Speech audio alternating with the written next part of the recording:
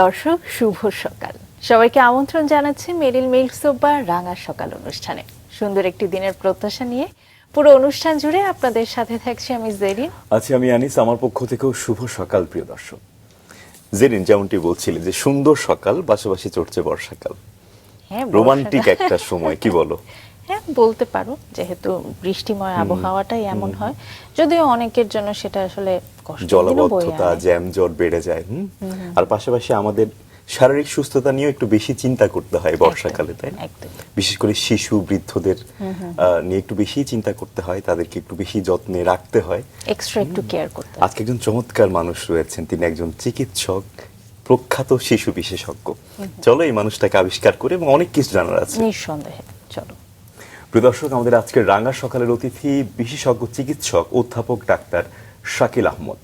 শুভ সকাল স্যার। শুভ সকাল। শুভ সকাল। কেমন আছেন স্যার? আমাকে মাছরাঙ্গা টিভিতে আমন্ত্রণ জানানোর জন্য। বর্ষাকাল কেমন উপভোগ করছেন? বর্ষাকাল তো বর্ষায় ভিজতে খুব ভালো লাগতো ছোটবেলায়। এখনো সুযোগ পেলে মানে বর্ষার পানি আমাকে কিছু কাবু করে না। স্যার, এখন কি আর সেটা করা হয়? মানে ওই যে বর্ষার মধ্যে আমি হেঁটে হেঁটে চলে যেতে পারি। আমি ছাতা ব্যবহার করি না কিন্তু। আচ্ছা আচ্ছা।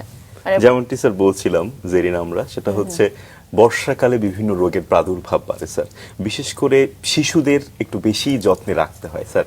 মানে এই সময়টা শিশুরা আসলে কিভাবে ভালো থাকতে পারে বা প্যারেন্টসরা আসলে কি ভূমিকা পালন করতে পারে, যদি একটু ছোট্ট করে শুরুতে বলতেন। প্রথমত হচ্ছে বর্ষাকালে ডায়রিয়া হওয়ার একটা প্রবণতা থাকতে পারে। আর বাংলাদেশে বর্ষাকাল এ সবচেয়ে বেশি শিশু মৃত্যু হয় পানি ডুবে। এই পানিতে ডুবে কিন্তু 2 থেকে 5 বছরের মধ্যে বয়সের বাচ্চাদের সর্বোচ্চ মৃত্যুর 1 নম্বর কারণ হচ্ছে পানিতে ডোবা। অতএব বাবা মা যারা আছেন, যারা শুনছেন, এই সময় আপনার শিশুকে আগলে রাখুন, যাতে আপনার শিশু অন্তত এই পুকুর পাড়ে এই জায়গায় না যায়। এই শিশুরা মজার বিষয় হচ্ছে এই শিশুদের ইনকিউজিটিভনেস মানে আগ্রহ বেশি থাকে। তখন করে কি, ওরা আস্তে আস্তে পুকুর পাড়ে যায়, যে ওই পারে কি আছে দেখতে চায়, দেখতে চাইতে চাইতে চাইতে টুপ করে পড়ে যায়। একদমই। আপনি যেমন সুন্দর করে বললেন যে বাবা মার উচিত একটু আগলে রাখে এবং অবশ্যই একদম শিশু বয়স থেকে সাঁতারটা যেন শিখতে পারে। সেটা তো আরেকটা জায়গা, সাঁতার না শেখার আগে কি করবে। বললাম না, বাংলাদেশে শিশু মৃত্যুর 2 থেকে 5 বছরের মধ্যে নাম্বার 1 কজ হচ্ছে এই পানিতে ডুবে মরে যাওয়া।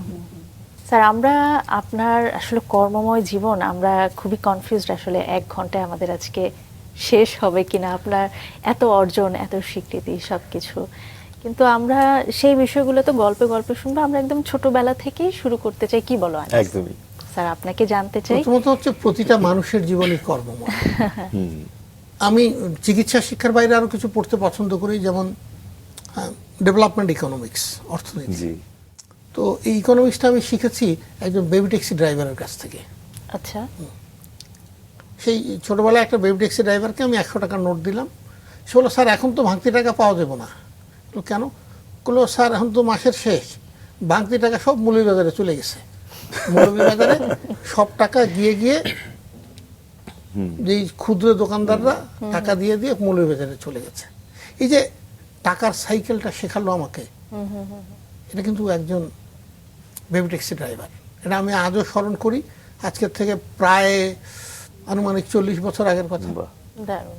স্যার, আমরা একটু শৈশবটা শুনি, কেমন ছিল আপনার? আপনার পৈতৃক নিবাস সিলেট, আপনার জন্ম গাইবান্ধায়, বাবার চাকরি সূত্র ধরে নিশ্চয়ই, এবং আপনি চট্টগ্রাম বিভিন্ন জায়গায় আসলে ঘুরেছেন, অনেকখানি দেখেছেন। কেমন ছিল? একদম শৈশবে চলে যায়, যেটা আদিতম স্মৃতি আমার, সেটা হচ্ছে রাঙামাটিতে। আচ্ছা। রাঙামাটিতে আমাদের বাসা ছিল লেকের পাশে। লেক থেকে পার হয়ে একটু কতগুলো সিঁড়ি, তখন ছোটবেলায় এই 50টা সিঁড়ি, এটা মূলত আকাশ ছোঁয়া সিঁড়ি। সেই সিঁড়ি দিয়ে ওই পাশে উঠতাম, পাশে লেক, ওই পাশে হচ্ছে জঙ্গল। তো আমাদের বাসায় অনেক কবুতর ছিল, কবুতরগুলো উড়ে উড়ে যেত, আমরা দেখতাম। বারান্দা ছিল, আমার ছোট ভাইয়ের সাথে খেলতাম।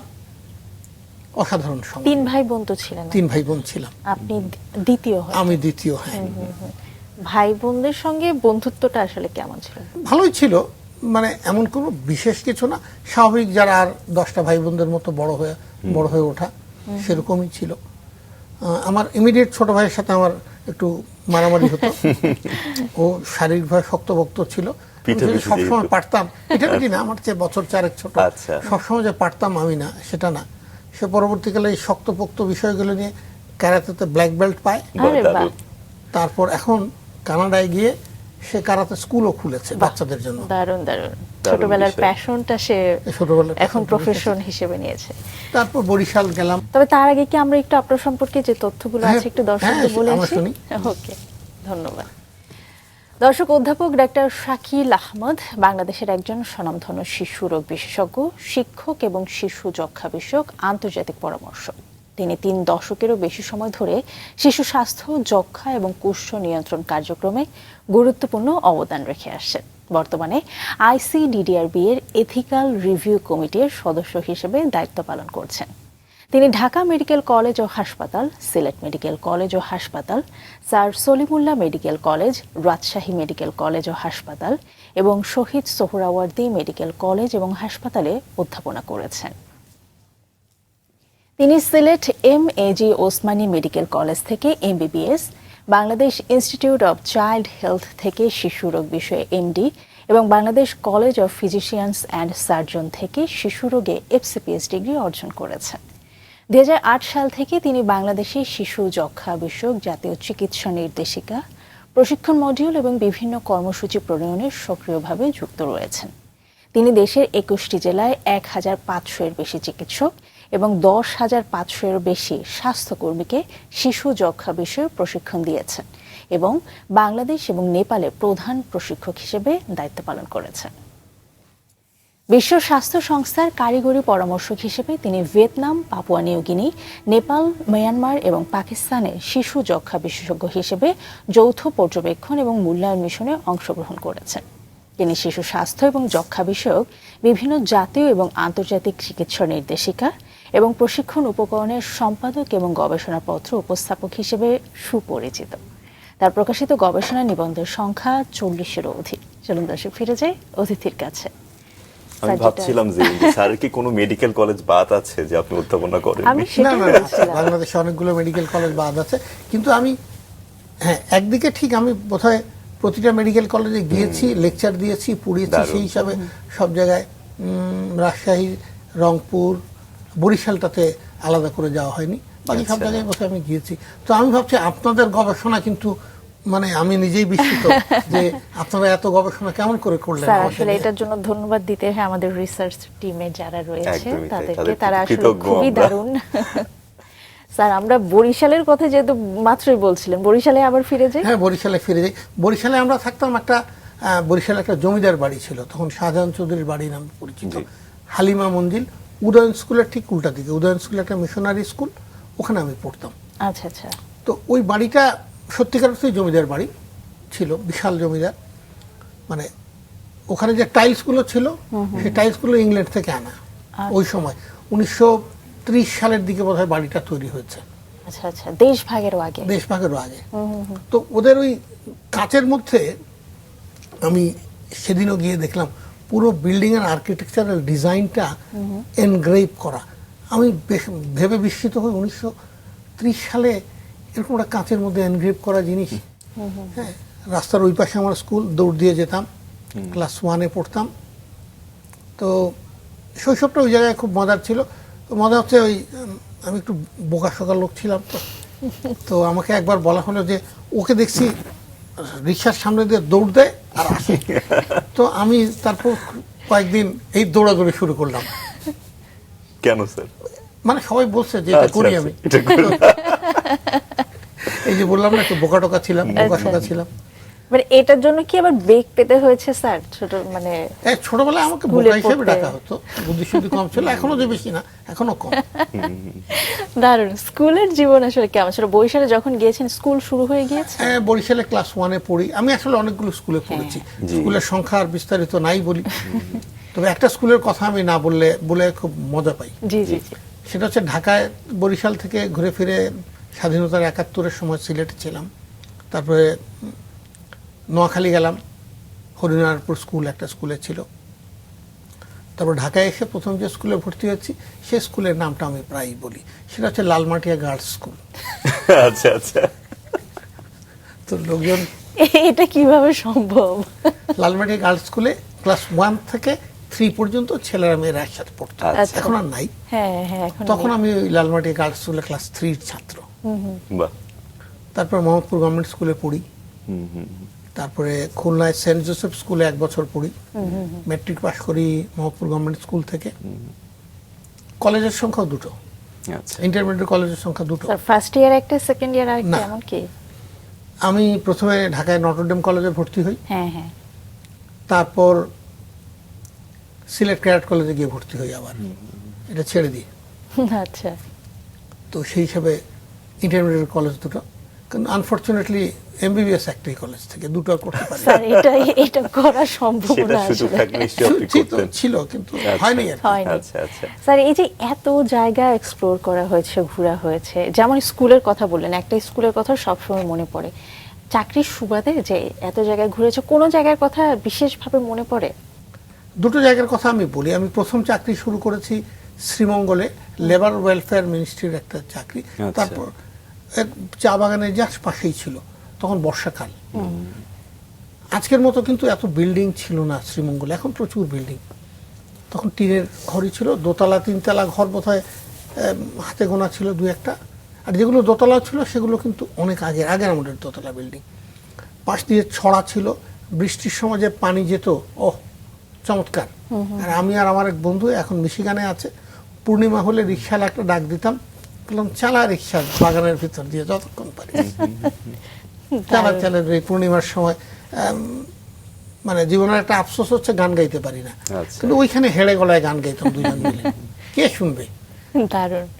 জীবনটা অর্থাৎ খুব জীবনের সুন্দর প্রতিটি ভাবে। ধাপে ধাপে স্যার আপনি উপভোগও করেছেন জীবনকে, তাই না? জীবনটাকে আমি এনজয় করেছি, এটা বলতে পারি। স্যার একটু শৈশবে আর একটু ফিরি, একটু শৈশবে থাকি, সেটা হচ্ছে বাবা মার কথা শুনতে চাই, তাদের সঙ্গে আপনার সম্পর্ক এবং আপনাদেরকে যে মানুষ করার বিষয়ে তাদের যে ভূমিকা বাবা মা, সেটা তো আসলে আমাদের প্রত্যেক মানুষের জীবনই অনবদ্য।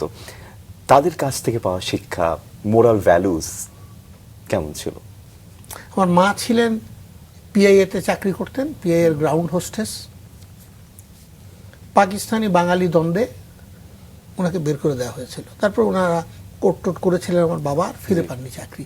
তারপর মা পুরোদস্তুর গৃহিণী ছিলেন, আমার স্মরণে যখন আছে তখন গৃহিণী ছিলেন, তো লালন পালন করতেন,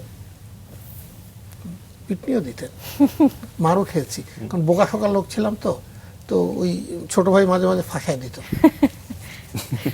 দে বাড়ি। তো কিন্তু মায়ের অপার ভালোবাসা আমি এখনো অনুভব করি। উনি 85 সালে মারা যান ক্যান্সারে। কথাগুলো বলতে আমি একটু গলা আটকে যাবে। তো উনি যখন মারা যান তখন আমি সিলেট মেডিকেল কলেজে পরীক্ষা দিচ্ছিলাম ফাইনাল ইয়ার, কেউ আমাকে জানাননি। তো মায়ের ভালোবাসাটা হচ্ছে এইরকম যে উনি যখন আনকনশাস ছিলেন শেষ সময়, আমি একটু এটা নিয়ে নিই, আমার চোখে পানিও চলে আসতে পারে ইমোশনের জন্য। স্যার আমরা নিশ্চয়ই, আমরাও আসলে খুবই ইমোশনাল হয়ে যাচ্ছি। তখন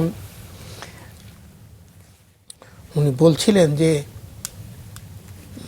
আমার সাথে তো দেখা নাই, স্মরণও নাই।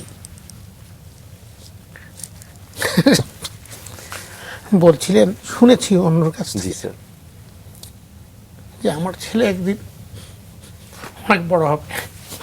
সরি স্যার আসলে স্যার মা আমাদের, মানে- মা বাবা আমাদের সর্বশ্রেষ্ঠ মায়ের ভালোবাসার যে জায়গা। ভালোবাসাটা জি স্যার। এত তীব্র যে একজন মানুষ তার জীবনের শেষ মুহূর্তে অজ্ঞান, জ্ঞান নাই, তখনও তার ছেলের মঙ্গল কামনা করছেন। এবং আসলে তারা অনেক দূরদৃষ্টি সম্পন্ন হয়, তারা দেখতে পারেন। তিনি আসলে সেদিন যেটা বলেছিলেন তার ছেলে, সেটাই হয়েছে স্যার। তো আমার পরীক্ষা ছিল একদিন পরে, মেডিকেল কলেজের ভাইবা পরীক্ষা, বাকি যারা শুনছেন তারা জানেন এটা খুব একটা শক্ত পরীক্ষা, অ্যানাটমি পরীক্ষা ছিল ভাইবা। তো আমি কাঁদতে কাঁদতে প্রিন্সিপালের কাছে গিয়ে বললাম এরকম ঘটনা, তা আমি তো কালকে পরীক্ষা দিতে পারবো না। আমার নানার বাড়িতে গিয়ে কবরস্থ করলাম, করে সন্ধ্যায় তখন বসে আছি কি করব। তো আমি হঠাৎ ভাবলাম আমার মা যদি বেঁচে থাকতেন আমাকে কি বলতেন তুই পরীক্ষা দিস না, এটা বলতেন না। অর্থাৎ আমি যদি পরীক্ষা না দেই মা যেখানেই আছেন উনি কষ্ট পাবেন। একদম। তাহলে আমাকে পরীক্ষা দিতে হবে। আমি ফিরে আসলাম, পরীক্ষা দিলাম। অর্থাৎ মায়ের প্রতি সম্মান রাখার জন্য, তার ভালোবাসার জন্য আমি কিন্তু পরীক্ষা দিলাম এবং পাশও করলাম। এবং দোয়া আমার ছিল মনে বলে হয় পাশ। একদম আলহামদুলিল্লাহ এটাই স্যার, বলবো। ভীষণ আবেগপ্রবণ একটা জায়গা। প্রবণ বটে। হ্যাঁ, এবং তিনি যদি বেঁচে থাকতেন, আল্লাহ যদি তাকে আরো বেশি রাখতেন এই পৃথিবীতে, নিশ্চয়ই আপনার এই যে কর্মযোগ্য মানব সেবায় আপনি এগিয়ে যাচ্ছেন, তিনি নিশ্চয়ই গর্বে তার বুকটা আরো অনেক বেশি উঁচু হতো। একটু বাবার কথা শুনতে চাই। বাবার কথা শুনতে গেলে আমি শুরু করি বই দিয়ে। জি। আচ্ছা। বই দিয়ে শুরু করি, মানে হচ্ছে এই বইটা আমি দেখাচ্ছি, আমার একটা বই লেখা বই, অ্যাজমা নিয়ে প্রথম বই বাংলায়। এটা 2 বাংলায় শিশুদের অ্যাজমা নিয়ে বাংলা বই, এই প্রথম। আচ্ছা, স্যার। এটা বই দেখালাম এই কারণেই যে আমার বাবা ছিলেন বইয়ের পাঠক, বইয়ের পোকা, মানে লেখার পোকা বলতে পারবো, যেখানে ঠোঙাও পড়তেন। আচ্ছা। তো একসময় ঠোঙা দিয়ে কাগজ ওটা নিয়ে খুব পড়তেন। তো সম্ভবত বাবার কাছ থেকে আমরা পড়ার অভ্যাসটা পেয়েছি। আচ্ছা। এবং আমার বয়স তখন 70 সালে, আমি বরিশালে যখন ছিলাম তখন আমাকে উনি গল্প বই কিনে দিয়েছিলেন। আমি তখন কয় বছর হবে, 5 বছর 5.5 বছর বাংলা পড়তে পারি। দুটো বই কিনে দিয়েছিলেন। একটা হচ্ছে একটা রূপকথার বই, ওটার নাম মনে নেই, টপিকগুলো ভালো মতো মনে নেই। আরেকটা ছিল 1965 সালের ভারত পাকিস্তান যুদ্ধ নিয়ে ছোট ছোট গল্প। তো ওইটা মনে আছে, ওটা কি পড়েছিলাম। তো ওই যে উনি পাঠাভ্যাস গড়ে দিয়েছেন, এবং ওনার গল্প বলবো এই কারণেই, আমি হয়তো উনি জাস্ট গ্র্যাজুয়েশন করেছেন ঢাকা বিশ্ববিদ্যালয় থেকে, আমি লেখাপড়া করেছি দেশে বিদেশে অনেক জায়গায় গিয়েছি, কিন্তু উনি যেটা করেছেন আমাদের ভিতরে দিয়েছেন, প্লাস মানুষের জন্য করেছেন। উনি 3টা স্কুল করেছেন গ্রামে। বাহ। এই স্কুলগুলো উনি ওনার সকল অর্থবিত্ত দিয়ে স্কুলগুলো প্রতিষ্ঠা করেছেন। এইখান থেকে ছেলেমেয়েরা প্রায় 30-32 জন গ্রামের ছেলেমেয়ে ডাক্তার হয়েছে। বাহ। একদম আক্ষরিক অর্থে গ্রামের ছেলে। ভিখারি একদম, মানে যার বাবা স্ট্রিট বেগার, তার মেয়ে নার্সিং অফিসার হিসেবে আছে। দারুণ দারুণ। প্রায় 300-350 গ্রামের ছেলে মেয়ে এখন ইংল্যান্ড, আমেরিকা, কানাডা, ফ্রান্স এইসব জায়গায় কাজ করছে। বাহ। কি অসাধারণ। অসাধারণ। তো ওইটা নিয়ে একটা ছোট গল্প বলি। উনি ওখানে একটা বার্ড পার্ক করেছেন, পাখির জন্য ছিল। তো আমাকে এক ছেলে এসে বলল যে ঢাকা, এখন সে শাহজালাল বিশ্ববিদ্যালয়ে পড়ে, ওদের শেষ করে ফেলেছে। তো ওর সাথে কথা বলতে বলতে দেখলাম সে সারা পৃথিবীর নানা জায়গায় তার যোগাযোগ আছে, কাজ করছে। কোভিডের সময় কিছু প্রোগ্রাম নিয়েছিল, স্ট্রেস টু স্ট্রেংথ বলে, শাহজালাল বিশ্ববিদ্যালয়ের ছেলে মেয়েদের জন্য। তখন সে সেকেন্ড ইয়ারে ছিল, সিলেট মেডিকেল কলেজের সাথে কম্বাইন করে কাজ করছিল। আমি বললাম বেটা তুই এত শিখলি কোত্থেকে? বললো স্যার সব স্কুল থেকে শিখছি। বললো কেমনে শিখছ? বললো স্যার ওই যে পাখি ছিল, অনেক পাখি ছিল, সুন্দর বিশাল বিশাল, মানে একদম চিড়িয়াখানার মতো। তো একদিন হঠাৎ দেখলাম যে কিছু সাদা রঙের ইঁদুর, সাদা রঙের ইঁদুর দেখে বললাম, বিস্মিত হয়ে গেলাম, ইঁদুর সাদাও হয়? ডেইলি আমি ওই টিফিনের সময় ওখানে বসে থাকি, ইঁদুরগুলো দেখতাম। তো মজা হচ্ছে এই সাদা ইঁদুরগুলো নিয়ে যখন আমার বাবা ঢাকা থেকে সিলেটে যান, তখন আমার সাথে একটা তুমুল ঝগড়া। হ্যাঁ, তুই করতেছো কি, ইঁদুর লয়ে যেতেছ? তো বলে না, তোরা খালি ঢাকার ছেলেমেয়েরাই এই সাদা ইঁদুর দেখবি নাকি, আমার ছেলেমেয়েরা দেখতে পারবে না? ওই ছেলেটা আমাকে বলল, স্যার আমি অ্যানিম্যাল কিংডম থেকে আগ্রহী হয়েছি ওই সাদা ইঁদুর দেখে। ওয়াও। ওনার যে দূরদর্শিতা, মাটির জন্য প্রেম। উনি কি আপনার বাবার প্রতিষ্ঠিত স্কুলে পড়াশোনা হ্যাঁ, করতেন? হ্যাঁ। দারুণ। ওই স্কুলেরই ইঁদুর দেখেছে। সেটাই এবং ভাবছিলাম সেটা স্যার, সেটাই তো বলছিলাম। পরবর্তীতে সেটা থেকে ইন্সপায়ার হয়ে সে মানুষকে সাহায্য করেছে। মানে তো আমি তাকে দেখে আশ্চর্য হয়েছি। তো এই যে আমি এত লেখাপড়া করেছি, এত কিছু করেছি, কিন্তু উনার কাজের কাছে আমি পারছি না। এখন আমি স্কুল চালাচ্ছি, আমি উনার কাছাকাছি যেতে পারছি না, কারণ হি ওয়াজ ডিভোটেড ফর দি স্টুডেন্টস। উনি মাস্টারদের পরীক্ষা নিতেন, একই প্রশ্নে ছাত্র মাস্টার গিয়ে দিতেন, হ্যাঁ প্রশ্ন ঢাকা থেকে প্রিন্ট করে নিয়ে দিয়ে দিতেন। ওই ছেলেটা আমাকে বলছিল যে স্যার, আব্বাকে বলা হতো ওখানে ডাইরেক্টর স্যার, আচ্ছা। ডাইরেক্টর স্যার যেদিন আসবেন এদিন আমরা বলছি আজকে ঘটনা কিছু ঘটবে। তো এই ভদ্রলোক থেকে দেশপ্রেম হোক, মানুষের জন্য ভালোবাসা হোক, সততা হোক, এগুলো শিখেছি। স্যার আসলে এই প্রোগ্রামের মধ্য দিয়ে আমরা আপনার বাবাকে কৃতজ্ঞতা জানাতে চাই। ধন্যবাদ জানালে তো স্যার অনেক কম হয়ে যায়। বাবা মা আমাদের পক্ষ দুজনকেই, তাই থেকে না? অনেক অনেক কৃতজ্ঞতা, কারণ আপনারা সমাজের জন্য কাজ করেছেন, করে যাচ্ছেন নিজেদের দায়বদ্ধতা থেকে। ভীষণ দারুণ, মানে অসংখ্য কৃতজ্ঞতা রইল আপনাদের পুরো পরিবারের প্রতি। স্যার আপনি তো ছোটবেলায় একটা অবিশ্বাস্য কাজ করেছেন, মানে যেটা আমাদের সবার স্বপ্ন থাকে, মানে কেউ একজন বাস্তবায়ন করেছে এবং সেই জিনিসটা আপনি।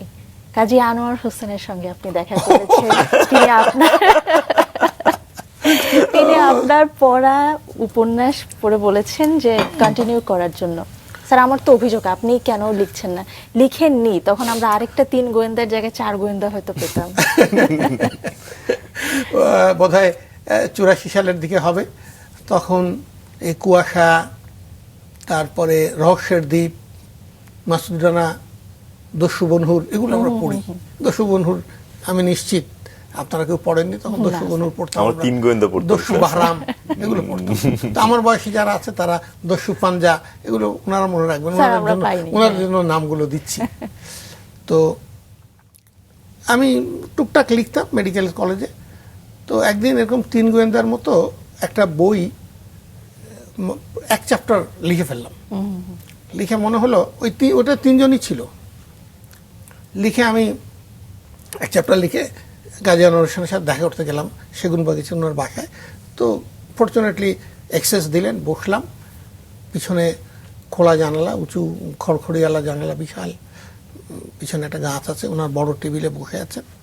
তো কথাবার্তা বলে তা আমি শুধু জিজ্ঞেস করছিলাম, আপনি যে লেখেন, আপনার লেখার মধ্যে একটা অবলীলায় গতি থাকে, পড়লে মনে হয় সাঁই সাঁই করে চলছে, সাঁই সাঁই করে চলছে, সেটা কেমন করে লিখলেন? লিখতে লিখতে তোমারও হয়ে যাবে। তো আমি বললাম, আমি যে একটা লেখা লিখছি জহুরি, তো উল্টায় টুল্টায় দেখে বলে না, বাকিটুকু লিখে নিয়ে আসেন। আচ্ছা আর বাকিটুকু লেখা হয়নি। স্যার এখন তো একটু সময় হয়তো বা পাওয়া হয়, লিখেনও তো অবশ্যই, সেটা কি লেখার আর মানে ওইগুলো সম্পূর্ণ অন্য করা জিনিস শেষ এখন হচ্ছে? লিখবো। স্যার আজকে যখন প্রোফাইল পড়ছিলাম আমি ভাবলাম যে আপনার ফেসবুক অ্যাকাউন্টে একটু দেখিয়ে দেখলাম যে বিশাল আপনার ফলোয়ার রয়েছে এবং আপনি চমৎকার সব কন্টেন্ট বানাচ্ছেন চিকিৎসা বিষয়ক। শুনি সেই সম্পর্কে একটু। মানে ফেসবুকের কন্টেন্ট বানানোর উদ্দেশ্য ছিল হচ্ছে এই যে চিকিৎসা বিষয়ক নানা মিথস আছে, ভুল ধারণা আছে, কিংবা সঠিক যেটা সেটা বলার জন্য। তো আমি এগুলো সাধারণত সবগুলো রেফারেন্স দিয়েই বলি। আমার ফেসবুক হচ্ছে ডক্টর.শাকিল আহমেদ এই নামে। তো আনন্দের বিষয় হচ্ছে এর মাধ্যমে বাংলা ভাষাভাষী সারা পৃথিবীতে সংযুক্ত। আমি ব্রাজিল থেকেও একদিন লিখেছেন, আমার বাচ্চাটা অসুস্থ, আমি ব্রাজিলে আছি, ঢাকায় আপনাকে কিভাবে দেখাবো।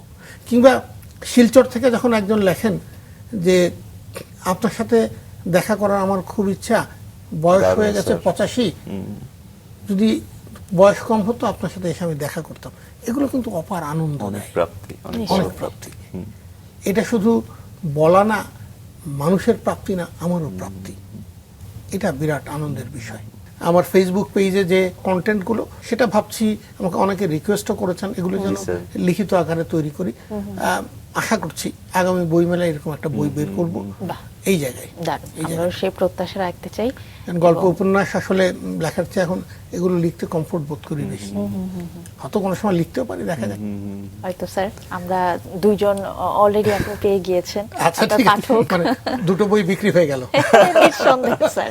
স্যার আপনার মানে শৈশবটা এত সুন্দর, এত বর্ণাঢ্যময় এবং এত গল্প আছে, আমরা মনে হয় শৈশবে পড়ে থাকলে বাকি যে জীবনটা আপনি এখন পার করছেন এবং অনেক কাজ করেছেন সেগুলো জানা হবে না। আমরা একটু মেডিকেল কলেজে যাই স্যার, সেখানে সেই সময়টাতে আপনি অভিনয় করেছেন যতটুকু আমরা জানি, এবং অফ ক্যামেরায় বলছিলেন যে এই বিষয়গুলো কতটা ইম্প্যাক্টফুল আমাদের জীবনে। আমি যারা এখনকার ছাত্রছাত্রী আছে তাদেরকে বলবো, এটাকে বলি আমরা ভাষায় গ্রুপ ডাইনামিক্স। একটা গ্রুপের সাথে একসাথে কাজ করা। একটা গ্রুপ ডাইনামিক্সে যখন কাজ করব আমরা, তখন একটা কাজ একসাথে কিভাবে এগিয়ে নেওয়া যায়। যেমন আজকের এই প্রোডাকশনটা আমরা এই 3 জন করছি না, এর পিছনে অনেকগুলো মানুষ আছে, অনেকগুলো কম্বাইন্ড এফোর্টস, অনেক। সো এই যে গ্রুপে কাউকে সাহায্য করা, সহযোগিতা করা, এগুলো শেখা যায়। এবং এই অভিনয় করে শুধু আমি অভিনয় শেখা না, কথা বলা শেখা না, মানুষের সাথে কমিউনিকেট করা শেখাটা খুব জরুরি। কমিউনিকেশন হচ্ছে, এখন তো কমিউনিকেশনের যুগ, আসলে সবসময় কমিউনিকেশনের যুগ ছিল। যে যত ভালোভাবে কমিউনিকেট করতে পারেন তিনি তত বেশি বড় মানুষ। ম্যান্ডেলা, আমাদের বঙ্গবন্ধু শেখ মুজিবুর রহমান, কিংবা আমার প্রিয় লিডার হচ্ছেন একজন নেতাজি সুভাষ বসু, ইনারা যেভাবে কমিউনিকেট করতে পারতেন, এই কমিউনিকেশন যদি শিখি তাহলে মেডিকেল কলেজের আমাদের একটা নাট্যগোষ্ঠী ছিল, প্রতিবেশী নাট্যগোষ্ঠী, এখনো আছে, ছিল বলবো না, এখনো আছে। 82 সালে প্রতিষ্ঠিত হয়েছিল, আজকে কত বছর, 34 বছর, 44 বছর হয়ে গেছে, এখনো আছে, এখনো চলছে, ছেলেমেয়েরা এখনো নাটক করে। তো এটা আমার লাভ হয়েছে কি, একটা গল্প বলি। মালদ্বীপে আমি গেলাম, তখন 12ই মেতে হচ্ছে বিশ্ব নার্সিং দিবস। তো নার্সরা এসে আমাকে দাওয়াত দিয়ে বললো যে ডক্টর শাকিল, আমাদের একটা নার্সিং ডে 12ই মার্চ, তুমি আসবা, খাওয়া দাওয়া করে যাবা। তা আমি বললাম শুধুই খাওয়া দাওয়া করবো, তোমরা একটু ফান টান কিছু করবা না, একটু মজা করবা না? এই হলে তো বললো কি ফান করবো? বললাম তোমরা নিজেদের মতো ফান করবা। ওরা চলে গেল। চলে গিয়ে কতক্ষণ পর ডাইরেক্টর আসছে হাসপাতালে, এই শোনো, তুমি নাকি ফান টান করতে, তুমি করবা এটা। হ্যাঁ, বলছে আমি তোমার দিবেহি ভাষা কি বুঝবো? দিবেহি ভাষা না, আমি কি বুঝবো? নেপালি না, মালদ্বীপি, দিবেহি ভাষা বলে। তো আমার অল্প 2-4টা শব্দ জানি, রুগীর সাথে কমিউনিকেট করা। এখন শুধু একটা বাক্যই মনে আছে, কিহিনে থা মানে কেমন আছো, উত্তর দিতে রাঙাড়ু মানে ভালো আছি। রাঙা, সকালের রাঙাড়ু হয়ে গেল। তারপর আমি ঢাকায় স্কয়ার ফার্মাসিউটিক্যালসের আমার এক ছোট ভাই ছিল, তাকে বললাম যে এখানে একটা প্রোগ্রাম করব, তুমি কিছু গিফট টিফট পাঠাও আমাকে। আচ্ছা, সে পাঠিয়ে দিল। তো 1.5 ঘন্টা স্টেজে আমি একা ওদেরকে নিয়ে পারফর্ম করলাম। আচ্ছা, তারপর মোটামুটি আমি পাবলিক সেলিব্রিটি হয়ে যাবো, বেরোলেই লোকজন এই কেমন আছো। এই যে আমি বলার উদ্দেশ্য হচ্ছে যে এই যে কমিউনিকেট করার বিষয়টা আমি এখান থেকে শিখে এসেছি, এটা আমার আজকেও কাজে লাগছে। অতএব এই কাজগুলোকে মানে অবহেলা করার কিছু নাই, এনজয় করতে হবে। আমি এনজয় করেছি আমার ওই সময়টা। শিশু রোগ এই বিষয়টাকেই কেন আপনি বেছে নিলেন? শিশু রোগ আসলে আমি বেছে নেই। আচ্ছা, ঘটনা হচ্ছে তখন বিসিএসও হয়ে গেল, 11 বিসিএস। আচ্ছা, তো আমার বন্ধু বান্ধবরা বললো এই তোর তো এখন পোস্টিং বাইরে দিয়ে দিবে, তুই তো ঢাকা থেকে পড়াশোনা করতে পারবি না, তো কোনো একটা কোর্সে ভর্তি হয়ে যা। তো শিশু হাসপাতালে মোহাম্মদপুরে আমার বাসার কাছে পরীক্ষা দিলাম, হয়ে গেল, ভর্তি হয়ে গেলাম। এই তো। আচ্ছা, কিন্তু আপনার স্বপ্ন ছিল একজন স্থপতি হবেন, তাই না ছোটবেলায়? এইটা হয়েছে কি, আমি মানে ম্যাথমেটিক্সটা ভালো পারতাম। আচ্ছা, শৈল্পিক বিষয়গুলো আমাকে আকর্ষণ করতো। তো আমার মনে হয়েছিল এই দুটো বিষয় কম্বিনেশন হচ্ছে স্থপতিদের। একদমই। আমার কাজিন ছিলেন, উনি খুব বিখ্যাত স্থপতি, আচ্ছা, টেক্সাস A&M ইউনিভার্সিটির প্রফেসর এমিরেটাস ইফতেখার উদ্দিন চৌধুরী। আচ্ছা, দারুণ দারুণ। বিখ্যাত, খুবই বিখ্যাত লোক। তো পরীক্ষা দিতে গেলাম, কিন্তু আনফর্চুনেটলি অঙ্ক 20টার মধ্যে আমি 11টা কারেক্ট করতে পারলাম। আচ্ছা, নিজের উপর মেজাজ খারাপ হয়ে গেল। এটা ধুর, যা এটা তুই অঙ্কই পারিস না, তুই আর এটা পড়বি কেমন করে, ভাগ, বের হয়েছে। আমার বন্ধু বান্ধব আটকানোর চেষ্টা করলে, আমরা না, পরীক্ষা দিব না, শেষ। পরবর্তীতে চলে এলেন ডাক্তারি। মেডিকেলে। মজার বিষয় হচ্ছে আমি ডাক্তারি পড়তে কিন্তু চাইতাম না। আচ্ছা, এটা স্যার কিভাবে হলো? ওই মেডিকেল কলেজে যখন ভর্তি পরীক্ষার ফর্ম ফিল আপ করছি, আমার মনে আছে আমি বসে আছি, লিখছি। প্রথম লিখলাম ঢাকা মেডিকেল কলেজ, সিলেটের নানার বাসায় বসে লিখছি, সবাই বসে আছেন, বলে তারপরে কি লিখবো। ইউজুয়ালি সবাই সলিমুল্লাহ, চিটাগাং, ওইভাবে ময়মনসিংহ, রাজশাহী, এইভাবে লিখে 5 নম্বরে সিলেট মেডিকেল কলেজ লেখে। আমি 2 নম্বর লিখলাম, না পড়বো তো না, 2 নম্বরে সিলেট মেডিকেল কলেজ হয়ে গেল, ভর্তি হয়ে গেলাম। এই তো। দারুণ। স্যার, আমরা এবার কর্মক্ষেত্রে আসি। প্রথম কর্মক্ষেত্র কোনটা ছিল আপনার? প্রথম কর্মক্ষেত্র ছিল ওই যে বললাম শ্রীমঙ্গলের লেবার ওয়েলফেয়ার সেন্টার, ওখানে। ওখানে কয় বছর ছিলেন? ওখানে বেশি না, 7-8 মাস চাকরি করেছি। তারপর কোথায় যুক্ত হলেন? তারপরে চলে গেলাম জকিগঞ্জের 8 গ্রাম, আচ্ছা একটা নদীর পারে,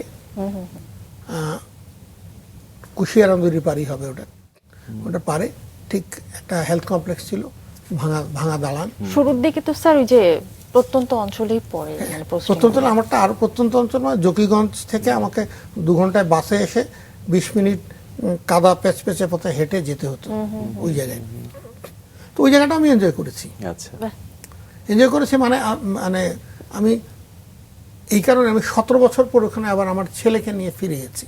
আচ্ছা আচ্ছা তো বাজারে হাঁটছি, বললাম যেটা বাজার তখন আরেকটু বড় হয়েছে, 2-1 দোকানদার আমাকে চিনে ফেললো, বাহ, উনি ডাক্তার ছিলেন। আচ্ছা এই 17 বছর অনেক ডাক্তার এখানে এসে আসছেন গিয়েছে, আমাকে মনে রেখেছে, এটা শুনে আমার তৃপ্তি হলো। এই কারণে আমার ছেলেকে বললাম, দেখছ তোর বাপরে এখনো মনে রাখছে, তার মানে তোর বাপ এখানে কাম করছে। দারুণ। দারুণ। ওখানে কাজ করেছিলাম লোকজনের সাথে। এবং একজন ডায়রিয়ার রোগী ছিল, আমাকে ডাকলো তার বাসায়। তো উত্তর দক্ষিণে শোয়ানো, উত্তর দক্ষিণে শোয়ানো মানে কি জানেন? মানে শেষ ওই মুহূর্তে। মরে যাচ্ছে এখন তো ওদিকে আচ্ছা, চলে যাবে। হুম। তো আমি যাওয়ার সময় স্যালাইন নিয়ে গেছিলাম, 2টা স্যালাইন 2 হাতে লাগালাম, লাগায় তারপর একটা লাগিয়ে একটা স্ট্রেচারের মতো তৈরি করে দিলাম বাঁশ দিয়ে, জি। মানে এখনই স্যালাইন ঝুলানো থাকবে, এখনই সোজা হেলথ কমপ্লেক্সে চলে যান। 2-3-4 দিন পরে এক ভদ্রলোক আসলো, আসসালামু আলাইকুম স্যার, কেমন আছেন? ভালো। আমি বললাম, কি আপনি? বললাম, আমি অমুক স্যার। এত ডিহাইড্রেশন ছিল তার মুখ, আর এখনকার মুখ আমি চিনতে পুরো পারিনি। পাল্টে। 58 লিটার স্যালাইন দিয়ে তাকে বাঁচানো হয়েছিল। বাহ। তো সেই জন্য মনে আছে ওই ক্ষেত্র।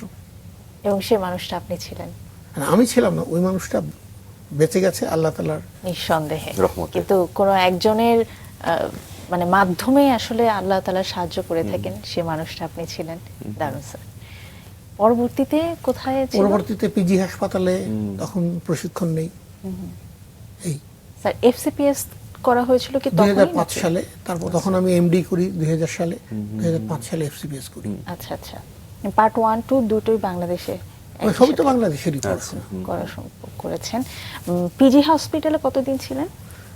2 বছর 7 মাস ছিলাম বোধহয়, এরকম কিছু একটা হবে। পিজি হসপিটালে তো ছিলাম। তো যেটা বলছিলাম যে কাজ করতে ভালো লাগতো এই কারণেই, আমি কিন্তু ঈদের দিনও যেতাম। আচ্ছা, ঈদের দিন বাসায় সেমাই নিয়ে আসতাম, দুধ নিয়ে আসতাম, তো 2 টিফিন ক্যারিয়ার সেমাই বানাই দিত। তো নামাজ পড়ে বাসায় একটু খেয়ে সোজা হাসপাতালে। ওই বাচ্চাগুলো ছিল যারা, সব বাচ্চাগুলোই তো মানে এখান থেকে ঈদের দিন কে যাবে না, যারা আসলে যাওয়ার জায়গা নেই, এবং যেতে আসতে যে খরচ হবে সেটা সে পোষাতে পারবে না। সবার সাথে বসে বসে আমি সকালে সেমাই খেতাম। বাহ। তো এরকম একটা মাকে দিয়েছি, উনি একটু এফ্লুয়েন্ট ফ্যামিলি, উনি সেমাই খেতে একটু দ্বিধান্বিত হচ্ছেন। আমি বললাম, এটা আমার বাসা থেকে বানিয়ে এনেছি, একটু খেয়ে দেখেন, নাহলে পাশের মানুষটা মনে করবে যে বোধহয় খারাপ কিছু এনেছি। তো উনি খেলেন, খেয়ে বললেন আরেকটু দেন। তো এগুলো তৃপ্তির অংশ, নিঃসন্দেহে। তৃপ্তির অংশ। আর পিজি হসপিটালে আরেকটা গল্প বলে ছেড়ে দিই, সেটা হচ্ছে ঘড়ির গল্প। আচ্ছা, বলছিলেন স্যার অফ ক্যামেরা, একটু শুনি। একটা ঘড়ি আমার ছিনতাই হয়েছিল, আমি 4বার ছিনতাই হয়েছি সিএনজি বেবটেক্স, আচ্ছা আচ্ছা, মোটামুটি একহালি। তো প্রথম ছিনতাই হয়েছি 1986 সালের ডিসেম্বর মাসে। আমি আমার এই ঘড়িটা নিয়ে, ঘড়ি হাতে বড় হচ্ছে, আমার বাগদত্তা স্ত্রীর বাসায় ধানমন্ডিতে যাচ্ছিলাম, মোহাম্মদপুর থেকে ছিনতাই হয়ে ঘড়িটা নিয়ে চলে গেছে। অন্য কিছুর জন্য পরবর্তীকালে টাকা পয়সা আর অনেক কিছু বেছে নিয়েছে। প্রথমবার ঘড়িটাই? মাঠটার দিয়ে নাক মুখ থেতলেও দিয়েছে, চোখের মধ্যে মলম লাগিয়ে চোখের 12টা বাজিয়ে দিয়েছে। কিন্তু ঘড়ির জন্য দুঃখ আমার যায় নাই এখনো। আচ্ছা, কারণ হচ্ছে এক রোগী ছিল, রোগীর বাবা ইটালি থাকতেন, উনি আমার জন্য এই ঘড়িটা নিয়ে এসেছিলেন। কারণ তার বাচ্চা এক রাজনৈতিক দুর্বিপাকের সময় হাসপাতালে ভর্তি, কেউ আসতে পারছে না, বসে আছে। তখন তার জন্ডিস হয়েছিল অনেক। জন্ডিস হলে আমাদের অনেক বেশি জন্ডিস হলে একটা চিকিৎসা হচ্ছে রক্ত বদলে ফেলতে হতো, আচ্ছা, তাকে আমরা বলি এক্সচেঞ্জ ট্রান্সফিউশন। তো রক্ত, এক ব্যাগ রক্ত লাগবে, তো কোত্থেকে পাবে? তো আমি নিজে গিয়ে নিজের রক্ত দিলাম, ফিরে নিয়ে আসলাম। এক্সচেঞ্জ ট্রান্সমিশন বসে 2-2.5 ঘন্টা লাগতো, একটা লম্বা প্রসিজার, ওটা করলাম, করে চলে গেছে। আমি ভুলে গেছি। তো এরকম 4-5 মাস পরে শুক্রবারে, আমি তো শুক্রবারে যেতাম, তো একজন হাঁটছেন, স্যার সালাম আলাইকুম, কী হয়েছে? বললো স্যার আমি আপনার জন্য একটা ঘড়ি আনছি। আমি তো নিব না, কেন ঘড়ি আনছি? আমার রুগী ছিলেন। বললো না। তখন আমাকে এই ঘটনাটা বলে বললো, স্যার আপনি নিলে আপনার জন্য এনেছি শুনে, আমার ছেলের ভিতরে আপনার রক্ত আছে, আপনি যদি এটা না নেন আমি কষ্ট পাবো। ওইটা নিয়েছিলাম, বেটা ছিনতাইকারী নিয়ে গেছে।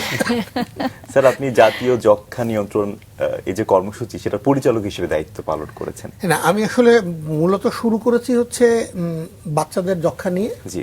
আমি কাজ করি, আরেকটা কাজ বলা হয়নি, সেটা হচ্ছে আমি কাজ করি মূলত বাচ্চাদের ফুসফুস বিষয়ে বিশেষজ্ঞ হিসাবে। আচ্ছা। এ নিয়ে বিভিন্ন আন্তর্জাতিক সংস্থা আছে। এশিয়ান পিডিয়াট্রিক পালমোনোলজি সোসাইটি বলে এশিয়ার যে বাচ্চাদের ফুসফুসের রোগ নিয়ে যে সোসাইটি, সেটা হংকং ভিত্তিক একটা সোসাইটি, সেটার আমি ফাউন্ডার মেম্বার, এক্সিকিউটিভ কমিটির মেম্বার। হ্যাঁ, ওটা নানা সারা কর্মকাণ্ড চলে ওইটা, এবং সেই প্রেক্ষাপটে আমি শিশুদের যক্ষ্মা নিয়ে কাজ করি। আচ্ছা। যক্ষ্মা নিয়ে আমার প্রথম কাজ হয়েছে, বড় কাজ হিসাবে বলতে পারি, এই বইটা দেখাচ্ছি আমি। এটা হচ্ছে বাচ্চাদের যক্ষ্মা সহজে শনাক্ত করা যায় না। আচ্ছা। তো এর সাইন সিমটমগুলো খুব সাধারণ, ফলে এটা নিয়ে প্রশিক্ষণ দরকার, ডাক্তারদের প্রশিক্ষণ নাই। আমি এই প্রশিক্ষণ ম্যানুয়ালটা টোটালি জেনেরিক, মানে আমি নিজেই তৈরি করেছি, এবং এটা বাংলাদেশের ম্যাটেরিয়াল দিয়ে, এবং এইটা সারা বিশ্বে সমাদৃত হয়েছে। বাহ। নেপাল, যেটা বলছিলেন, নেপাল আমার এই প্রশিক্ষণ ম্যানুয়ালটাকে অ্যাডপ্ট করেছে তাদের ন্যাশনাল প্রশিক্ষণ ম্যানুয়াল হিসাবে। আচ্ছা। নেপালের ন্যাশনাল গাইডলাইনটা আমার লেখা, চাইল্ডহুড টিভির। ওখানে প্রথম যে প্রশিক্ষকদের প্রশিক্ষণ হয়, সেটা বাংলাদেশ থেকে আমরা একটা টিম গিয়ে ওদেরকে করে দিয়েছিলাম। দারুণ। এইটা তো বাংলাদেশে এই বইটা, এবং এই যক্ষ্মা নিয়ে আরো কিছু বই আছে আমার, ইন্টারন্যাশনাল কিছু বইগুলো আছে। একটা বই দেখাচ্ছি আমি এখানে, এটা WHO-র road map to end child and adolescent TB এই নামে। তো এইটার এরকম একটা পলিসি বই WHO-র বেশ কিছু আমার করা। আচ্ছা। যেটা করেছি আমরা বাংলাদেশের প্রায় 21টা জেলায়, সংখ্যাটা একটু বেশি হবে, যেটা যেদিন বলছিলেন তার চেয়ে বেশি হবে, প্রায় 2500-এর মতো চিকিৎসক আর প্রায় 12,000-এর উপরে স্বাস্থ্যকর্মী আমরা প্রশিক্ষণ দিয়েছিলাম। দারুণ স্যার। এর ফলে যেটা হয়েছে যে শিশুদের যক্ষ্মা আগে ছিল খুব, মানে কেউ আর দেখতো না, বলে শিশুদের আবার যক্ষ্মা হয়। তো সেই জিনিসটা লাইমলাইটে এসেছে, এবং শিশুদের যক্ষ্মাটা বাংলাদেশে শনাক্ত করার জন্য নানা প্রক্রিয়া চালু হয়েছে। তো এটা আমি বলবো আমার জীবনের একটা অন্যতম আনন্দের কাজ। নিঃসন্দেহে। একটা ছোট্ট কিন্তু বলে ফেলি, আনন্দ বললে হবে না, তো একটু বেদনা বলতে হবে। এই কাজটা যখন 12 সাল থেকে 16 সাল পর্যন্ত করেছিলাম আমরা, তখন এটা ক্লিন্টন ফাউন্ডেশন এটাকে অ্যাডপ্ট করেছেন আফ্রিকান কান্ট্রির জন্য। US government, USAID, US CDC Atlanta আমাকে প্রজেক্ট এক্সেলেন্স অ্যাওয়ার্ড দিয়েছিলেন এটার জন্য 2016 সালে। বাহ। এখন কিন্তুর জায়গায় আসি, 2016 সালের পরে আমাদের এই প্রশিক্ষণ কর্মসূচি বাংলাদেশে বন্ধ হয়ে গেছে। আচ্ছা। বলা যেতে পারে বন্ধ করে দেয়া হয়েছে। আচ্ছা আচ্ছা। করে আরেকটা গ্রুপকে কাজ দেওয়া হচ্ছে যারা বিদেশি লোক। তো তখন যিনি কর্তা ব্যক্তি ছিলেন, তার মনে হয়েছে যে না, এই লোককে দেওয়া যাবে না, তো দেননি। তো দিলে যেটা হতে পারতো, একটু আফসোস, এটা হয়তো আরো বিকশিত হতো, সারা পৃথিবীতে আরো অন্যান্য দেশগুলো নিতে পারতো, সেই কাজটা মিস করেছি। এটা আসলে দুঃখজনক স্যার। আরেকটা মিসের জায়গা বলতেই হবে, সেটা হচ্ছে যে মেডিকেল বিশ্ববিদ্যালয়ে শিশু পালমোলজি নিয়ে আমি প্রথম কাজ শুরু করি বাংলাদেশে আমাদের লেভেলে। সহকারী অধ্যাপক হওয়ার জন্য আমার ইন্টারভিউ ছিল, তো ওখান থেকে আমাকে দূর করে তাড়িয়ে দেওয়া হয়েছিল, কারণ আরেকজন প্রতিহিংসা, না চয়েস। আচ্ছা। মানে কিভাবে চয়েস এসছে ওই আলোচনা, শব্দটা আমি উচ্চারণ করব না, এগুলোর সঙ্গে আমরা স্যার পরিচিত আমরা সবাই। তো ফলে হয়েছে কি, আজকে সেই 2002 সাল থেকে 26 সাল পর্যন্ত ওইখানে এই বিভাগটা প্রতিষ্ঠিত হয়নি আর। আচ্ছা। ফলে আমরা 26 বছর পিছাইনি, আমরা 50 বছর পিছিয়ে গেছি। অবশ্যই স্যার। আপনি বলছিলেন স্যার অফ ক্যামেরায় যে যোগ্য লোক যোগ্য জায়গায় যাবে, সেটার অভাব থেকেই এত ক্রাইসিস। একটা মানে আমার এটা বিশ্বাস হচ্ছে, আমি স্ট্যানফোর্ডে কাজ করেছি, স্ট্যানফোর্ড ইউনিভার্সিটিতে আমার জীবনের 3 সপ্তাহ গিয়েছি, ওটা মনে হচ্ছে আমার জীবনের সবচেয়ে উজ্জ্বল সময়। রাস্তায় হাঁটলেও গাছের সাথে ধাক্কা মারলেও জ্ঞান অর্জন হয়, কারণ ওই জায়গায় পেশাদার লোকগুলোই আছে। একদম। আমাদের বাংলাদেশে একটা কাজ যদি আমরা করতে পারি, পেশাদারিত্ব আনতে পারি কিছুটা, পুরোপুরি বলবো না, আমি যারা আছেন তাদেরকে বলবো 50 ভাগ পেশাদারিত্ব আনেন, না 40 ভাগই আনেন, 60 ভাগ আপনাদের লোক রাখেন, তাহলে এই দেশটা চেঞ্জ হয়ে যাবে। স্যার, এই যে আমাদের দেশের একটা বিষয় নিয়ে প্রায় আলোচনা করা হয়ে থাকে, আমাদের যে মেডিকেল বিশ্ববিদ্যালয়গুলো রয়েছে, কলেজগুলো রয়েছে, আপনি তো দেশের বাইরে পড়াশোনা করেছেন, কাজ করেছেন, আমাদের দেশে কি মানসম্মত শিক্ষা পাচ্ছে বা? আচ্ছা, একটা মজার গল্প বলি। একটা হচ্ছে এটা ফ্লেক্সনার রিপোর্ট নামে একটা আমেরিকার 1910 সালে প্রকাশিত একটা রিপোর্ট আছে। তখন আমেরিকাতে 160টার মতো মেডিকেল বিশ্ববিদ্যালয় ছিল। আচ্ছা, এই ফ্লেক্সনার রিপোর্টটা কেউ যদি পান, ডাক্তাররা আছেন, পড়ে নিন, অনলাইনে অ্যাভেলেবল। এই তারা লিখেছেন এই মেডিকেল স্কুলগুলো, উনি ফ্লেক্সনার প্রায় 3-4 বছর কাজ করে লিখেছেন কানাডা এবং আমেরিকার জন্য, যে এগুলো প্রফিটিয়ারিং ছিল, এগুলো কেবলমাত্র ব্যবসার জন্য ছিল, কোনো টেকনিক্যাল কিছু ছিল না। জি স্যার। আজকে বাংলাদেশের মেডিকেল স্কুলগুলোর অধিকাংশের এরকম অবস্থা, এবং এইটার ফলে পরবর্তী 10-12 বছরের মধ্যে এখান থেকে 150 থেকে 60টাতে নিয়ে আসা হয়। ফলে আজকে এই হার্ভার্ড স্টাবলিশড হয়েছে, আজকে স্ট্যানফোর্ড স্টাবলিশড হয়েছে, এই John Hopkins medical school established হয়েছে। রাইট। আমেরিকায় ওই জায়গায় ওই ফ্লেক্সনার রিপোর্টের উপর ভিত্তি করে তারা বুঝেছিল আসলে কোয়ান্টিটি থেকে কোয়ালিটিটাই গুরুত্বপূর্ণ। ওইটা বাস্তবায়ন করেছিল। রাইট।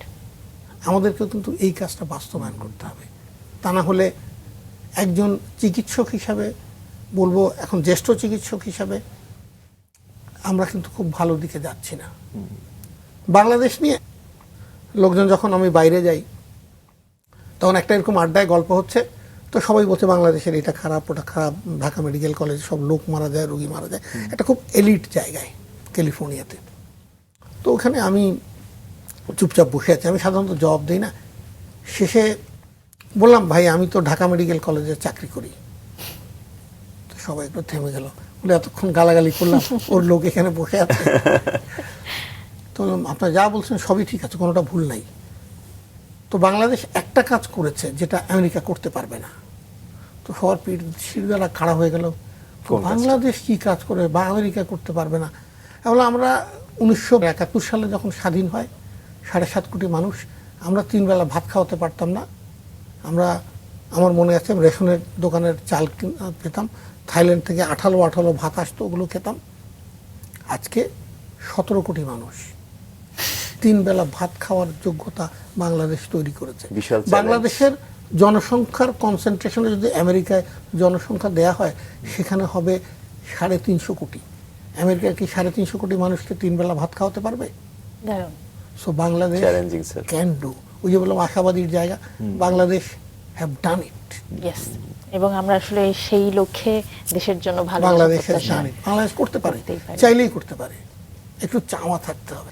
স্যার, আপনি প্রশিক্ষণ নিয়েছেন জাপান, যুক্তরাষ্ট্র, কানাডা থেকে, কর্মসূত্রে গিয়েছেন অনেক দেশ, আশেপাশের অনেক দেশে গিয়েছেন, অভিজ্ঞতা অর্জন বা কোনো কিছু যদি থাকে আমাদের সঙ্গে শেয়ার করুন। আচ্ছা, অনেক দেশে আছে। নেপালের কথাটা বলি। নেপালের জেলাগুলো হচ্ছে 2-3টা পাহাড়, চারিদিকে 2-3টা পাহাড়ের মাঝখানে একটা ভ্যালি। আচ্ছা। তো একটা জেলা থেকে আরেকটা জেলায় যেতে গেলে এরকম পাহাড় শৃঙ্গ উঠে উপরে উঠতে হয়, জি, আবার নিচে নামতে হয়। তো একটা জায়গায় বেশ উপরে উঠেছি, নিচে নামছি, তখন দেখলাম ছোট ছোট বাচ্চারা নিচ থেকে উপরে উঠে আসছে। আচ্ছা। স্কুল আছে এখানে একটা। তো আমি ড্রাইভারকে জিজ্ঞেস করলাম, এরা কত নিচ থেকে আসছে? ও বললো প্রায় 1 মাইল নিচ থেকে আসছে। এই 1 মাইল নিচ থেকে হেঁটে উপরে আসছে, লেখাপড়া করছে, আবার নিচে নেমে যাচ্ছে। এই যে কমিউনিকেশন প্রবলেম, আমাদের তো এটা নাই। আমাদের এখানে শিক্ষাটা আরো আগাবে না কেন? আমরা তো হেঁটে হেঁটে সাই করে চলে যাচ্ছি। সো আমাদের পক্ষে ডেভেলপমেন্ট খুব সহজ, ওটা দেখে মনে হলো। কিন্তু বেদনার জায়গাটা কোথায় আছে একটা, সেটাও বলি। জি স্যার। ভিয়েতনামে গিয়েছি, ভিয়েতনামের একটা বিশাল ফুটপাত, ওদের ফুটপাতগুলো অনেক বড় বড়, মানে রীতিমতো এই রুমের কাছাকাছি সাইজেরও ফুটপাত হবে। তো রাতে 8টার সময় হাঁটছি, হঠাৎ দেখলাম যে ছোট ছোট দুটো বাচ্চা 3 বছর 2.5 বছরের দৌড়াদৌড়ি করছে। আমি ভাবলাম রাতে 8টার সময় বাচ্চা দৌড়াদৌড়ি করছে, এগুলোকে হারাই গেল, বাবা মা কই?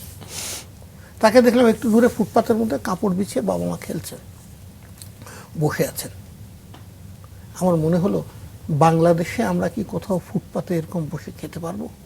কোনো মাঠের মধ্যে গিয়ে আমি আমার বন্ধু আমার বান্ধবীকে নিয়ে জেরিন কোথাও গিয়ে রাত 8টায় একটা পার্কের মধ্যে পারবে না। না স্যার। এটা হচ্ছে সামাজিক নিরাপত্তা। এটা যখনই আমরা দিতে পারবো তখন এই দেশ থেকে মানি লন্ডারিং কমে যাবে, ব্রেন ড্রেইন কমে যাবে, মানুষের বাইরে যাওয়া কমে যাবে। কারণ সামাজিক জীবনের যে আনন্দ সেটা পেতে হবে, কম্পেনিয়নের যে আনন্দ সেটা পেতে হবে। স্যার যেমনটি বলছিলেন যে আসলে নিজের মতো করে বাঁচা খুব জরুরি। নিজের মতো আমাদের বাঁচা মানে আনন্দের কথা, আনন্দের কথা বা হ্যাপিনেসের কথা। নিশ্চয়ই স্যার। হ্যাপিনেস নিয়ে হার্ভার্ড বিশ্ববিদ্যালয়ের একটা বিখ্যাত গবেষণা আছে, 80 বছরের গবেষণা। 700 মানুষের উপরে 80 বছর ধরে গবেষণা চালানো হয়েছে। 2023 সালে এটা প্রকাশিত হয়েছে। আমি উল্টো প্রশ্ন করি, তখন তো আমি প্রশ্ন করছি হ্যাপিনেস কোন বিষয়ের উপর নির্ভর করেছে, ওইখানে কি গবেষণায় পেয়েছে? একটা জেরিন, একটা আনিস। স্যার গবেষণা বিষয়বস্তুর কথা বলছেন? হ্যাপিনেস কি মানে কি রেজাল্ট হয়েছে, আচ্ছা, জেরিনের কি মনে হয়, আনিসের কি মনে হয়? আচ্ছা স্যার এটা তো কঠিন প্রশ্ন। এটা আসলে স্যার আমার কাছে মনে হয় যে নিজের মনের উপর অনেক বেশি ডিপেন্ড করে। এইটার উত্তর এসছে অর্থ নয়, বিত্ত নয়, শিক্ষা নয়, গুড কম্প্যানিয়ন। দারুণ। অর্থাৎ উদাহরণ যদি দিই, একজন প্রচুর বিত্তশালী মানুষ, তার ছেলেটা এডিক, মেয়েটা অটিস্টিক, স্ত্রী হয়তোবা ঘরে থাকেন না, ঘুরে বেড়ান পার্টি করে, দেখা হয় না, সাক্ষাৎ হয় না কারোর সাথে। এই মানুষটা কি সুখী? না স্যার। এবং মজা হচ্ছে ওই গবেষণায় সবচেয়ে মজার জিনিস হলো, ওই গবেষণা বলছে যে 50 বছর বয়সে একজন মানুষের সুখী কিনা, আনন্দে কিনা, ভালো কম্প্যানিয়নের সাথে আছে কিনা, সেটা তার কোলেস্টেরল লেভেলের চেয়েও জরুরি। আমরা কোলেস্টেরল নিয়ে মাতামাতি করি, কিন্তু আমরা এটা নিয়ে দেখি না যে আমার গুড কম্প্যানিয়নটা কি। আমি কোথায় রাত্রে 3টা পর্যন্ত আমার বন্ধুর সাথে গল্প করতে করতে কাটিয়ে দিই, কিচ্ছু হয় না, তাই না? স্যার এই জন্যই হয়তো মানসিক স্বাস্থ্যের বিষয়টা আমাদের মানে গুড কম্প্যানিয়ন কিন্তু মানসিক স্বাস্থ্য না জেরিন, শুধু মানে আমি যাদের সাথে আছি তাদের সাথে আমি আনন্দে থাকি কিনা। আমি যখন আমার মেডিকেল স্কুলের কথা বলি, আমার শামসুদ্দিন হোস্টেলের সামনে বিশাল গাছ, বিশাল বড় গাছ, করই গাছ, বিশাল বিশাল। জ্যোৎস্নার আলো ওই ফাঁক দিয়ে পড়তো। সামনের বারান্দায় আমরা 3 বন্ধু, 2জন নাই পৃথিবীতে, কামরুল ইসলাম, মাসুদ পারভেজ, গজল ছেড়ে দিতাম, বসে এরকম পারদিকে চোখ বুজে গান শুনতাম, গজল চলতে থাকতো, আর ওই 2টা বসে বসে বিড়ি টানতো। আমি তো বিড়ি টানি না, কিন্তু এই যে আনন্দের স্মৃতি, এটা চিন্তা করলে আমার ভিতরে একটা মানে ভালো লাগা কাজ করে। একদমই স্যার, গুড কম্প্যানিয়নের কথা বললেন। এই তো গুড কম্প্যানি, এই যে গুড কম্প্যানিয়ন।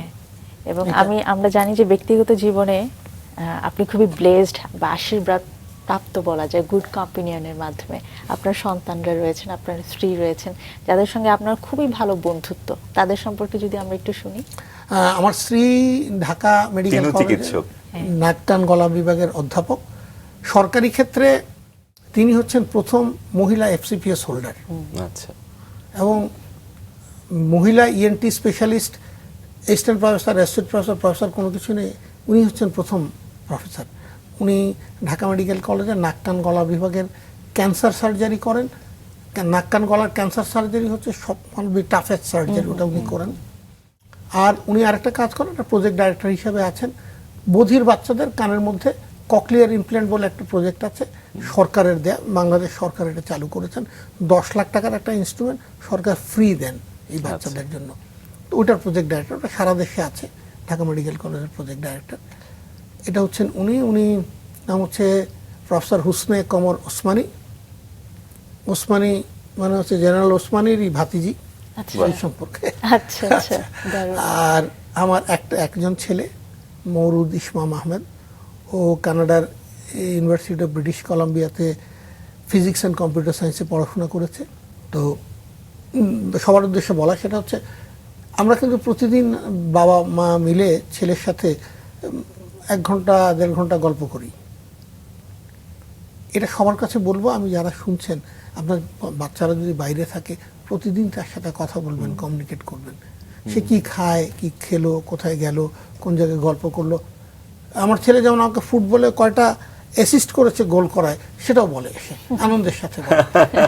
তো এই কমিউনিকেশনগুলো রাখাটা খুব জরুরি, এবং আমরা খুব ব্লেসড এদিক দিয়ে আমি বলবো। দারুণ, নিঃসন্দেহে স্যার। ভালো মানুষরা সবসময় ভালো থাকে, যেটা সব দিক বলছিলেন থেকে স্যার, ভালো না থাকে। Good companion, good company. এবং পাশাপাশি দরকার স্যার গুড স্লিপ। আপনি স্লিপ মেডিসিন নিয়ে স্যার কাজ করেছেন। আমরা একেবারেই শেষের দিকে স্যার স্লিপ মেডিসিন বা বাংলাদেশের সামগ্রিক যে ঘুমের অবস্থা, এইসব নিয়ে যদি কিছু বলতেন। স্লিপ নিয়ে বলি, একটা মজা, স্লিপ নিয়ে বললেই সব মজা লাগবে। স্লিপটা হচ্ছে বলা হয়ে থাকে আমরা কতক্ষণ ঘুমাই। আমরা হচ্ছে রিপ ভ্যান উইঙ্কেলের মতো 20 বছর ঘুমাই সবাই। হ্যাঁ, আচ্ছা, প্রতিদিন 8 ঘন্টা ঘুমাই, 1/3 ঘুমাই। 60 বছর বেঁচে থাকলে কতদিন হবে? 1/3, 20 বছর। প্রতিটা মানুষ তার জীবনে 20 থেকে 25 বছর ঘুমায়। এই ঘুমটা অত্যাবশ্যকীয়, তা না হলে স্রষ্টা অথবা বিবর্তন আমাদেরকে এত লম্বা ঘুম দিত না। এবং যারা কম ঘুমান মনে করেন তাদের মধ্যে কিন্তু ব্লাড প্রেশার বেশি হবে, ডায়াবেটিস বেশি হবে।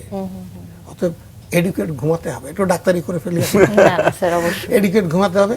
এই ইয়ং জেনারেশন এরা যেমন, আমি নিশ্চিত আনিস রাত্রে 1টা পর্যন্ত ফেসবুকিং বা এগুলো করে, তো ঘুমের সময়টা ঘুমাতে হবে। আনিস, তুমি কিন্তু এটা মাথায় না আমি রাখবে। কিন্তু ঘুম নিয়ে একটু সচেতন স্যার। তো যাই হোক স্যার, পুরো অনুষ্ঠান জুড়েই ভীষণ সমৃদ্ধ হলাম। আপনাকে আরো কয়েক ঘন্টা পেলে আমরা খুশি হতাম। আপনি ভীষণ মজার মানুষ স্যার। অনেক বেশি শুভেচ্ছা, শুভকামনা রইল আপনার জন্য। আনিস এবং জেরিন দুজনের জন্য শুভেচ্ছা। আর মাছরাঙা টিভিকে ধন্যবাদ। একটা গোপন কথা বলে ফেলি শেষে। যখন দেখতাম এই রাঙা সকাল, আমার মাঝে মাঝে মনে হতো যে আমি কি এখানে যদি একদিন আসতে পারতাম ভালোই হতো। আজকে সেই ভালোটাও হয়ে গেল। স্যার, আমরা কৃতজ্ঞ, আমরা সম্মানিত আপনি আমাদেরকে সময় দিয়েছেন, তাই অসংখ্য ধন্যবাদ অসংখ্য আপনাকে। ধন্যবাদ। সবাইকে ধন্যবাদ।